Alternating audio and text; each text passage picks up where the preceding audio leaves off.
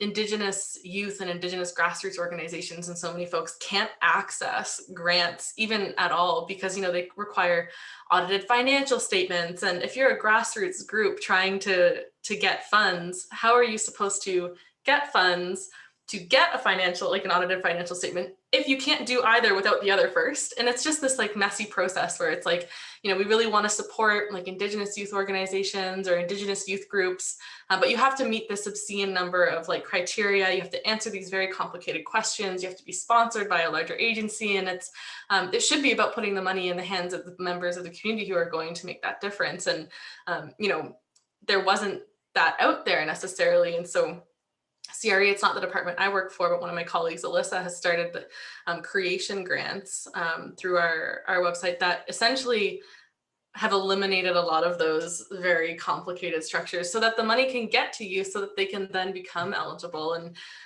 your comment on the wording used in those pieces is so true. I remember even being in, university or receiving emails even now from, the federal government. It's almost like you need them to translate it from like English to basic language. And imagine like just sending them back a message, like, I wish these are things that we could do. And just, asking, hey, could you translate this? And then they'll be like, well, it is in English. I'm like, but is it really in a language that can be understood by the folks that you're trying to reach?